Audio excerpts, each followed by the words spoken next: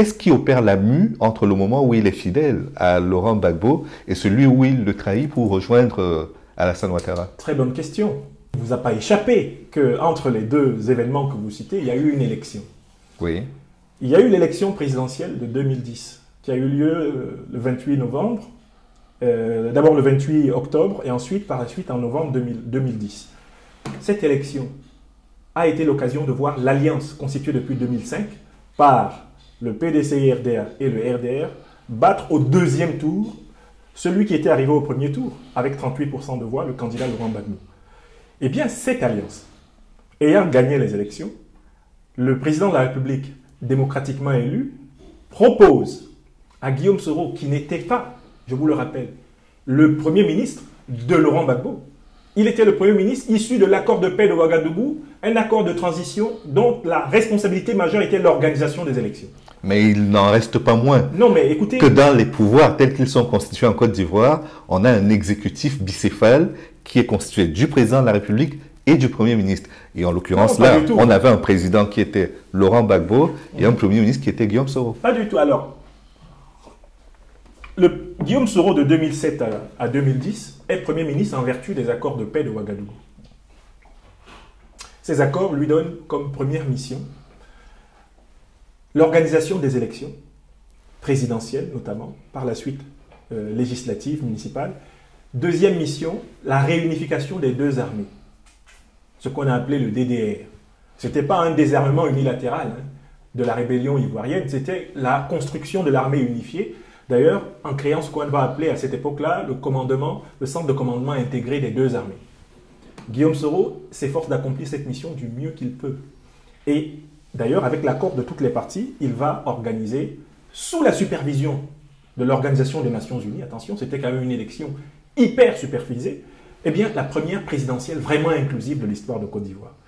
À l'issue de cette présidentielle, Alassane Ouattara est proclamé vainqueur. Je ne reviendrai pas ici sur l'imbroglio entre, d'une part, la Cour constitutionnelle qui dit que c'est Laurent Gbagbo qui est vainqueur, et d'autre part, la Cour et la Commission électorale indépendante qui proclame Alassane Ouattara vainqueur. De toutes les façons, la Cour constitutionnelle finira par dire qu'elle s'était trompée, que le diable l'avait possédé, formule du professeur Paul Yaoundé, et que le véritable vainqueur, c'était Alassane Ouattara. Je crois qu'il est trop tard pour revenir sur le détail de ce différend. Ce que je tiens à dire, c'est que c'est le président démocratiquement élu par les Ivoiriens qui propose à Guillaume Soro d'être son Premier ministre. Ministre de la Défense, en raison de sa compétence en matière de sécurité. Guillaume Soro sera son Premier ministre pendant 2 ans. D'autant plus que dans le cadre de l'Alliance, le président Ouattara avait passé un accord avec le président Bédié pour que le Premier ministère soit confié à un Premier ministre issu du PDCI-RDA pendant que la présidence de la République serait assumée par lui. Voilà comment Guillaume Soro cède en 2012 cette fonction, retourne obtenir l'assentiment populaire comme député de Ferkessé-Dougou et est élu par la suite président de l'Assemblée nationale de Côte d'Ivoire à l'unanimité des 2 grandes formations de la majorité. Donc, tout cela s'est passé dans le cadre d'un processus démocratique. Il n'y a pas eu de trahison. J'aimerais bien qu'on revienne sur les étapes parce que là, vous arrivez à l'aboutissement et oui, c'est vrai que ça peut paraître romantique. Mais avant d'en arriver à cette élection et à Yaoundé qui était possédé, il se passe quand même que... Non, c'est lui qui a dit que le diable l'avait possédé. Oui, c'est sa propre formule. Je reprends une formule que vous avez citée. Tout à fait. Il dit le diable nous a possédés. Oui, avant d'en arriver à cela, on se souvient quand même qu'il était Premier ministre, c'est-à-dire qu'il incarnait la légalité.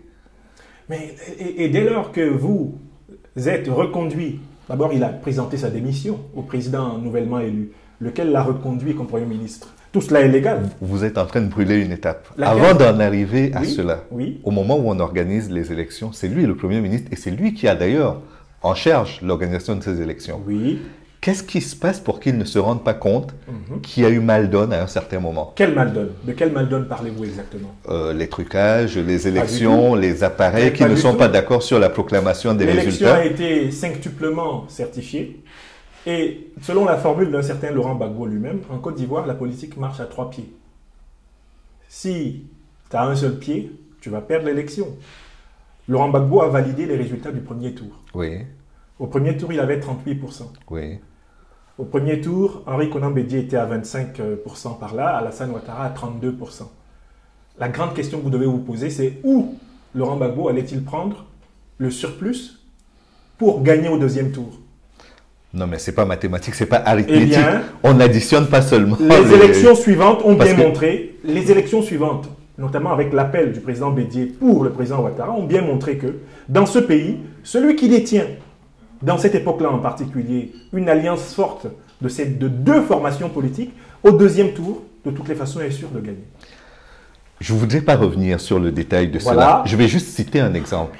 Prenez la Guinée-Conakry, juste à côté. Oui. Si les forces s'additionnaient automatiquement, le président Alpha Condé n'aurait jamais gagné. Mais la Guinée-Conakry est un pays qui est autrement diversifié que la Côte d'Ivoire. Ne faites pas de plaquage de situation à d'autres. Non, je veux simplement dire que ce n'est pas aussi automatique que vous semblez le dire. En Côte d'Ivoire, Oui. les oufouettistes que vous voyez sont d'abord à la base des gens qui sont tous issus de la même formation politique. Mais qui ont quand même mené une guerre fratricide dont on a connu les et résultats. qui, depuis 2005, avaient décidé, 2005, l'élection a lieu en Oui. 2010, ils ont eu 5 ans pour se préparer. Oui. Et vous voyez aujourd'hui que s'il y a aujourd'hui des doutes sur l'évolution de cette alliance, c'est parce que tout le monde est conscient de la force qu'elle représente.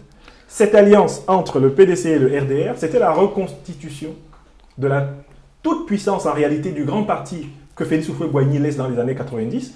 Ce parti-là battait objectivement aux élections tous ses adversaires. Là, on est dans la théorie. Ce que je veux dire, Quand c'est on que... parle de la pratique, ils ont gagné. Non, la pratique, elle est contestable. Mais La preuve, alors, ça a été contesté. La Mais ce que je contestation, veux dire... la contestation Oui. sur un plateau de télévision ne vaut pas la légitimation par l'ONU et par la Cour constitutionnelle de Côte d'Ivoire. Pourquoi n'a-t-on pas recompté les voix dans ce cas? Ah mais dites-moi, en 2000, quand Gbagbo se fait élire contre Gueye en ayant exclu Bédié et Ouattara, pourquoi il ne reprend pas l'élection dans ce cas? Non, ça signifie réorganiser. Mais Réorganiser les élections, c'est pas recompter les voix. On est dans deux considérations très opposées. Chaque fois Oui. que le recomptage n'est pas à votre avantage, vous n'avez aucune raison. Mais pourquoi n'a-t-on pas Vous n'avez recompté? aucune Puisqu'il y avait raison de une le faire, c'est quadruple ça? certification. Pas du tout. Mais Pourquoi justement, n'a-t-on pas ça recompté? avait déjà été compté 4 fois. Et pourquoi ne pas recompter une Non, 5e fois? Mais non, parce qu'il y en avait déjà 4. Quelle est la différence entre les 4 Non, fois les 4 comptent pour une seule fois, Mais puisque non. ça a permis de valider Bon, écoutez, un résultat, oui. La réalité est là. La réalité veut que l'alliance du RHDP a remporté l'élection de 2010, en tout cas, a assumé le pouvoir effectivement à partir du 11 avril 2011. Oui. Nous sommes aujourd'hui en 2018. Mhm.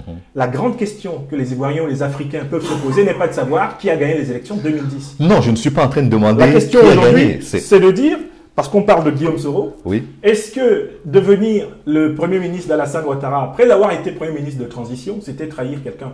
Non, justement, parce qu'il n'avait pas été Premier ministre de C'était le Gbagbo. sens de ma question. Oui, mais il n'a pas été Premier ministre de Gbagbo Oui. pour le compte du FPI. Il a été Premier ministre sous Gbagbo dans le cadre de l'accord de paix. Il n'avait pas de loyauté, d'allégeance particulière à avoir envers Laurent Gbagbo, si ce n'est envers les accords de Ouagadougou. Il a joué le jeu des accords de Ouagadougou. Il n'a poignardé ni Laurent Gbagbo, ni Bédié, ni Ouattara. Il a organisé l'élection. Et je vous rappelle qu'il n'était pas candidat. Guillaume Soro n'était pas candidat, alors qu'il aurait pu, au moins en 2010, commencer à faire valoir son droit à la candidature. Donc, c'est quelqu'un qui, à chaque fois, a essayé d'arbitrer pour la justice dans son pays. Et cette justice, parfois, l'a amené à se retrouver opposé à ceux qui, hier, étaient ses amis. Laurent Gbagbo, des années 90, c'est le combattant du multipartisme, c'est le combattant de l'ouverture démocratique. Avec Guillaume Laurent Soro, Gbagbo. Bien sûr, et nous sommes tous avec lui. Oui. Toute la jeunesse estudiantine des Donc vous campus comprenez ivoiriens. ma question sur la Mais trahison. votre question, la trahison vient Oui. du fait que quand Laurent Gbagbo épouse le discours nationaliste, Oui. xénophobe, ivoiritaire, à ce moment-là, il divise sa propre gauche.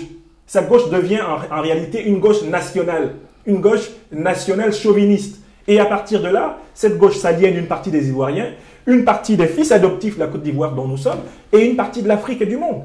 La grande erreur de Laurent Gbagbo, c'est d'avoir quitté la ligne de la gauche démocratique et républicaine d'intégration panafricaine pour s'installer dans une gauche nationaliste et chauviniste d'inspiration finalement droitière. Et C'est donc, ça sa finalement, grande erreur politique. et donc finalement, vous pensez que le phénomène Guillaume Soro, c'est lui aujourd'hui qui incarne cette gauche à la fois panafricaniste et pragmatique? Guillaume Soro incarne ce qu'on pourrait appeler aujourd'hui une gauche plutôt libérale ou un libéralisme de gauche qui serait de nature à rassembler par-delà les partis, par-delà les catégories sociales et les générations, une Côte d'Ivoire plus large. Et Guillaume Soro fait partie, et il est la tête de ces leaders politiques ivoiriens qui ont reconnu leur tort, qui ont demandé pardon à leur peuple. et qui sont prêts à tendre la main à tous ceux qu'on considère encore aujourd'hui comme leurs pires ennemis. Pourquoi pardon? Pourquoi demander pardon? Pardon parce que dans un combat pour la justice, il y a forcément des injustices qui se commettent en chemin. Mais la guerre, c'est pas un jeu, c'est pas un jeu de cours de récréation. La guerre, c'est un conflit dans lequel, en voulant résister à l'injustice qu'on te fait, eh bien, tu en commets involontairement, tu en commets contre ta volonté, mais tu dois pouvoir assumer cela et demander pardon. Guillaume Soro ne demande pas pardon pour dire « j'ai eu tort de résister contre l'idéologie criminelle de l'ivoirité ». Il demande pardon en disant « en résistant, j'ai forcément, moi aussi, commis des injustices. En résistant, je n'ai pas forcément été juste dans tous les détails envers mon peuple. Certains ont souffert par ma faute, je leur demande pardon. » Mais ce pardon qui reconstitue la Côte d'Ivoire ne peut pas être demandé unilatéralement. Il faudrait que tous ceux qui ont participé au conflit politique ivoirien viennent à se creuser de la République nouvelle. Et je l'ai démontré dans ma dernière tribune avant-hier, cette République nouvelle, c'est l'état de droit ivoirien qui est malheureusement encore une réalité pratiquement inexistante.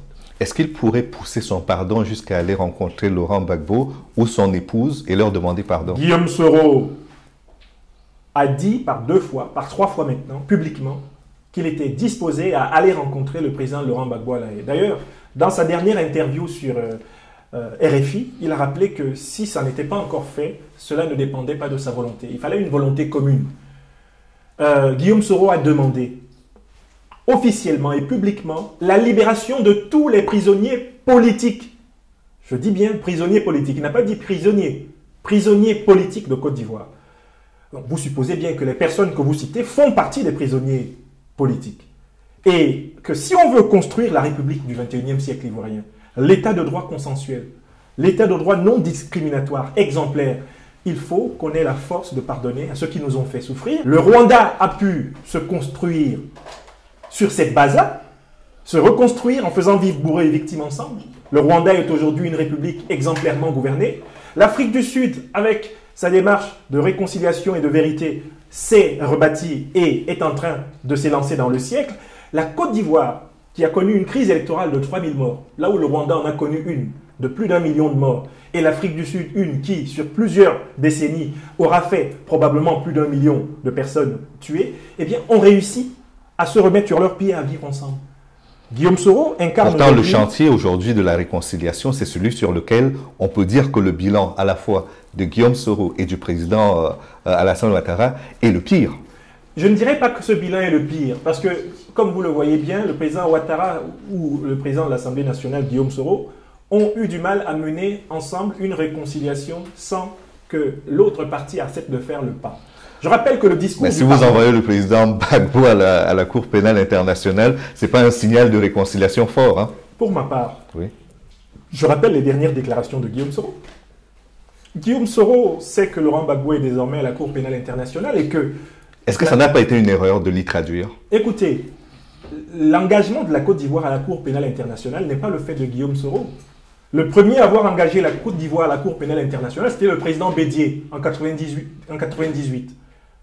Par la suite, le président Gbagbo, quand il arrive au pouvoir, il maintient et entérine cet engagement. Peut-être qu'il pensait qu'il enverrait à un moment donné à La Haye d'autres personnes que lui-même.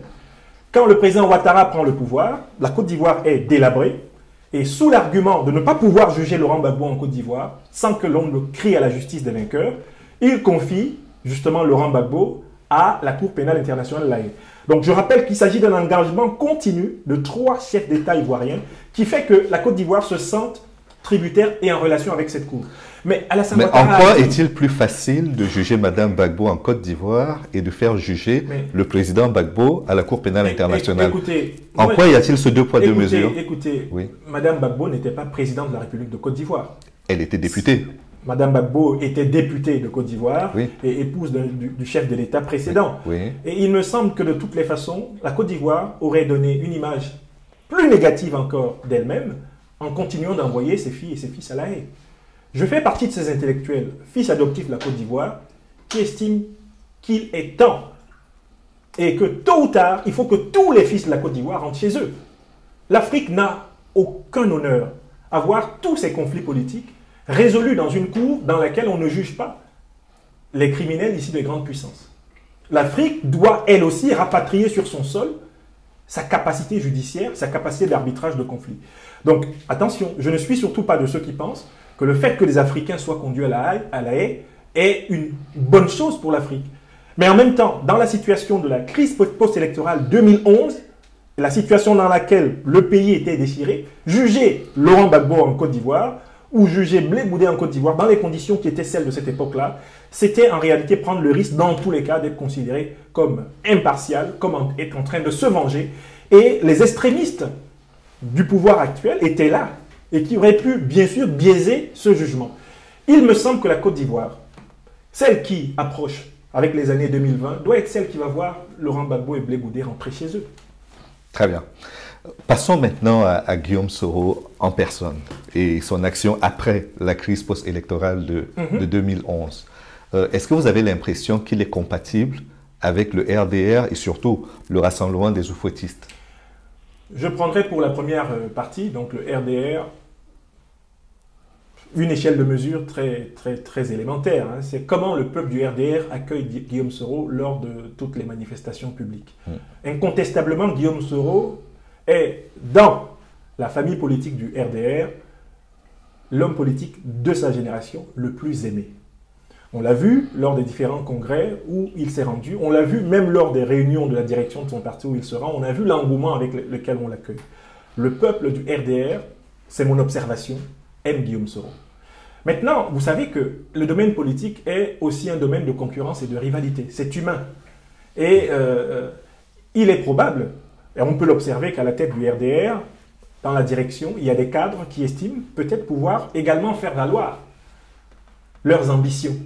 Et qui peuvent estimer que les ambitions qui pourraient être celles de Guillaume Soro nuisent aux leurs. L'idéal aurait été que tout ceci se déroule dans une saine concurrence politique. Malheureusement, en Afrique francophone en général, en Côte d'Ivoire en particulier, on n'a pas encore cette maturité de la concurrence politique saine et loyale à l'intérieur des partis ou à l'intérieur des alliances. Et c'est ce qu'on observe à travers les frictions que vous avez pu voir à l'intérieur du RDR. Pour ce qui est du RHDP, Guillaume Soro a énoncé le 3 avril 2018 sa position. Construire le RHDP sans l'inclusion de tous ceux qui ont participé à l'Alliance à partir de 2005 est en réalité pour lui un fégon. C'est un fégon pourquoi? Parce que le RHDP, sa vocation, c'est de rassembler large pour stabiliser et proposer au pays une longue période de construction dans la paix, dans l'entente, dans l'harmonie. Mais si vous n'avez pas le PDCI-RDA dans le RHDP, ce n'est pas le RHDP. Un parti RHDP unifié sans le PDCI-RDA, ce n'est plus l'idée de l'alliance de 2005. Donc Guillaume Soro a fait appel à 3 vertus ces derniers temps. 1, l'inclusion. 2, le dialogue. 3, la patience. Et Guillaume Soro se positionne comme celui qui appelle le président Alassane Ouattara et le président Bédié, ses aînés politiques, à bien vouloir maintenir le fil du dialogue pour sauver l'espérance incarnée par cette majorité politique. Aujourd'hui, le RHDP, qui est né le 16 juillet, ne correspond pas aux attentes profondes et de la grande majorité du peuple de Côte d'Ivoire qui est derrière ces partis politiques. Et de toutes les façons, ça n'a jamais correspondu à la vision de Guillaume Soro. J'ajoute que Guillaume Soro me semble très attentif à une grande mutation qui a lieu dans les sociétés africaines aujourd'hui. C'est le fait que les partis politiques sont de moins en moins les influenceurs de l'opinion publique. Si M. Talon a pu être président au Bénin, élu président au Bénin sans être passé par un parti politique classique ou traditionnel, c'est bien le signe que c'est dans les réseaux sociaux. C'est là, sur Diaf TV, que l'opinion politique se forge désormais en Afrique. Guillaume Soro, de ce point de vue, a une longueur d'onde d'avance sur tout ce qui, éventuellement, pourrait se présenter comme... Mais on avait déjà vu au Mali, Amadou Toumani Touré, qui avait été élu sans être dans un appareil politique, donc bien avant les réseaux sociaux. Donc le RHDP a intérêt à s'unifier véritablement, mais Guillaume Soro ne lie pas son destin à un parti politique particulier. Quand il observe aujourd'hui la guerre fratricide, larvée peut-être, qu'il y a entre le président Bédié et le président Ouattara, c'est pas une nouveauté. Hein. On avait déjà vu au moment de la mort du président Houphouët que les deux n'étaient pas très compatibles. Et aujourd'hui, ils le sont encore moins. Quelle place peut occuper Guillaume Soro entre ces deux grands dirigeants, ces grands leaders du RHDP? Guillaume Soro est actuellement le grand maître du pardon et de la réconciliation en Côte d'Ivoire. Son rôle, c'est de dire... Écoutez, pour réconcilier le RHDP ou pour réconcilier tous les Ivoiriens? Tous les Ivoiriens. Mais vous ne pouvez pas réconcilier le monde, vous ne pouvez pas réconcilier le village si dans votre propre maison, vous n'êtes pas réconciliés. Pourtant, il n'assiste pas à toutes les réunions. Hein. Son absence a été très remarquée. Écoutez, Guillaume Soro est quelqu'un qui n'aime pas s'imposer. C'est quelqu'un qui se propose et qui se dispose à servir quand on a besoin de lui. C'est vraiment quelqu'un qui a cette posture d'humilité, cette posture de réflexion, de lucidité face à certaines situations. Au fond, c'est le peuple de Côte d'Ivoire qui choisira son futur président de la République. Ce n'est pas un parti politique. Guillaume Soro l'a bien compris. Mais ce peuple de Côte d'Ivoire ne pourra pas choisir s'il n'est pas apaisé par la réconciliation et le pardon. Donc, en réalité, si on veut vraiment servir ce peuple, il faut œuvrer pour le pardon et la réconciliation, condition de tous les apaisements et de toutes les dynamiques. Mais pour revenir à un point particulier de votre question, mais écoutez, Guillaume Soro s'est toujours placé en position d'arbitre chaque fois qu'en réalité, un conflit fratricide opposait les gens de son pays. Je vous rappelle que c'est lui l'arbitre qui organise l'élection démocratique de 2010. C'est lui. Il se place au milieu. Il ne se projette pas. Guillaume Soro, en 2010... Comme vous l'avez dit, c'est à la faveur des accords qui ont été signés en Afrique du Sud. Donc, il représentait un camp. Non, il n'était pas là pour se tenir à égale distance. Guillaume Soro représentait, dans ces accords-là, les forces nouvelles. Justement. Les forces nouvelles. Donc, il n'était pas à équidistance. Lui, Magloire, les forces nouvelles, c'est la génération intrépide qu'on verra émerger nettement dans les 3 prochaines années en Côte d'Ivoire et qui est en train d'émerger un peu partout en Afrique. La génération à laquelle le président Ouattara doit son pouvoir. On peut dire que le président Ouattara doit son pouvoir à au moins 3 forces. Donc, il n'est pas neutre, Guillaume Soro. Oui. Il doit son pouvoir, bien sûr, à son élection démocratique, grâce à l'alliance du RHDP avec le président Bédié. Il a fallu que le président Bédié le soutienne pour qu'il ait cet apport de voix de 2e tour. Il doit son élection à l'engagement des forces nouvelles de Guillaume Soro à faire respecter à ses côtés l'élection démocratique. Et il doit également son élection à la reconnaissance des organisations internationales, mais de droits politiques, comme l'Organisation des Nations Unies, l'Union africaine, la CEDEAO. Donc, le président Alassane Ouattara a construit sa victoire sur trois leviers. Le levier politique, le levier stratégique et le levier diplomatique. Mais tout cela articulé autour des forces nouvelles portées par Guillaume Soro. Guillaume Soro n'aime pas mettre en avant le rôle des forces nouvelles, mais tous ceux qui connaissent l'histoire de Côte d'Ivoire savent que le RHDP aujourd'hui au pouvoir ne serait jamais arrivé au pouvoir sans les forces nouvelles de Guillaume Soro. Tous ceux qui observent de près l'histoire politique ivoirienne le savent. Mais Guillaume Soro ne revendique pas en tant que tel un crédit ou une dette. Ce qu'il souhaite, c'est que la génération des opposants et des héritiers de Félix Houphouët-Boigny, les présidents Gbagbo, les présidents Bédié, les présidents Ouattara comprennent à un moment donné qu'ils ont fait leur temps et donnent une chance à une meilleure union ivoirienne, celle qui va être faite autour de la génération de ces cadets, aujourd'hui mûrs, parce qu'expérimentés dans les choses de l'État, capables à leur tour de prendre le bâton du pèlerin pour bâtir la nouvelle Côte d'Ivoire. Êtes-vous en train de nous dire en creux que Guillaume Soro est candidat pour l'élection de 2020 comme candidat à la présidentielle? Quand Guillaume Soro sera candidat, s'il est candidat, je vous le dirai. Pour l'heure, Guillaume Soro n'a pas encore annoncé de candidature à la présidentielle. Mais je vais vous dire ma pensée, moi, lui, Magloire. Moi, je souhaite que Guillaume Soro soit candidat à l'élection présidentielle 2020. Parce que j'estime que de tous les concurrents, aujourd'hui, dans toutes les familles politiques et en dehors des familles politiques ivoiriennes, il est celui qui est le plus apte à rassembler par-delà les partis, à l'intérieur des partis, et c'est celui qui a fait le pas d'humilité le plus profond. De dire, mais Laurent Gbagbo, Blé Goudé, ce sont des Ivoiriens. Je dois aller les voir. Je dois demander pardon à Gbagbo. Je peux reprocher des choses à Gbagbo, mais je suis sûr que Gbagbo peut me reprocher des choses. C'est lui qui a dit, je vais aller voir Bédié et lui demander pardon. Je vais aller voir Alassane Ouattara et lui demander pardon. Et Guillaume Soro, par son expérience gouvernementale, son expérience parlementaire, son expérience de négociateur et son expérience en matière stratégique, a acquis le background, le CV politique le plus solide de la génération politique de l'après Bédié, Ouattara, Gbagbo pour assumer cette affaire. Voilà pourquoi je ne vous cache pas que chaque fois que je le vois, je lui dis, Président, il va falloir que tu y ailles. Il va falloir que tu y ailles. La Côte d'Ivoire a besoin de toi. Et pourquoi il ne vous écoute pas? Pourquoi ne fait-il pas la déclaration de sa candidature? Vous voyez donc que Guillaume Soro n'est pas un homme qu'on flatte. Il n'est pas un homme qu'on persuade. Il est un homme qu'on convainc. Guillaume Soro est dans le temps de la réflexion. Il est en train de construire sa conviction. Et comme il l'a dit de manière récurrente ces derniers temps, tout près n'est pas loin. La décision arrive. On saura bientôt si Guillaume Soro est ou non candidat à l'élection présidentielle de Côte d'Ivoire. Mais moi et tous ceux qui, à mes côtés, l'accompagnent, eh bien, nous pensons que l'heure de Guillaume Soro doit sonner, que l'heure de Guillaume Soro a sonné. En attendant, il y a friture sur la ligne entre lui et le président Ouattara, ne serait-ce qu'en prenant le dossier de Sol to Sol, qui aujourd'hui fait l'objet d'une interpellation. Alors, il ne devrait pas y avoir, et en réalité, comme Guillaume Soro l'a montré, certains entourages de rivaux aiment entretenir une espèce de tension entre lui et le président Ouattara, alors que le président Ouattara, en vertu de la Constitution, aura fait ses 2 mandats. Il ne peut pas y avoir de rivalité entre le président Guillaume Soro et le chef de l'État Alassane Ouattara, eu égard par exemple à d'éventuelles ambitions présidentielles, parce que le président Ouattara ne sera plus candidat à l'élection présidentielle ivoirienne. Ça, c'est vous qui le dites.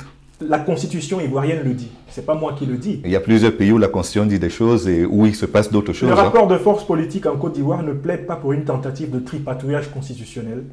Et la doctrine constitutionnelle ivoirienne est très claire. Les articles 55 et 183 de la Constitution ivoirienne actuelle prévoient que tout Ivoirien ne peut être élu à partir de ses 35 ans, président de la République, que pour un mandat de 5 ans, rééligible une fois. C'est ce que disait la Constitution de 2000, c'est ce que dit la Constitution de 2016. La Constitution de 2000 le disait dans l'article 35, celle de 2016 dans l'article 55, et celle de 2016 ajoute un article qui est l'article 183 et qui dit, c'est l'article qui affirme le principe de continuité législative, tout ce qui n'a pas été changé dans la législation précédente est réputé valable dans celle-ci. C'est-à-dire, aucun Ivoirien ne peut se prévaloir du droit d'avoir 3 mandats, alors que tous les autres, selon la Constitution, n'ont droit qu'à 2. Donc sur ce point, c'est la Constitution qui, en réalité, arbitre la paix générationnelle, la paix politique entre le chef de l'État et le président de l'Assemblée nationale. Maintenant, sur le plan personnel, comme Guillaume Soro l'a dit lui-même, un certain nombre d'entourages excessifs, sans doute mus par d'autres ambitions.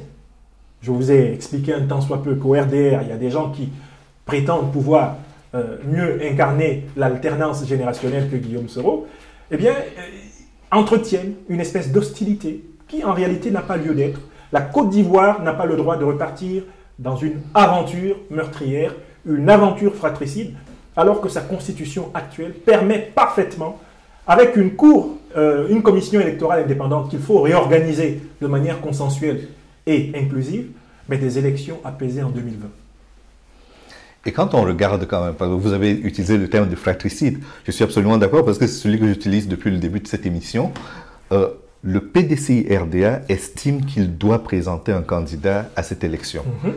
Le RDR est convaincu qu'il doit avoir un candidat également. Et vous nous expliquez que Guillaume Soro serait légitime en 2020 pour être candidat.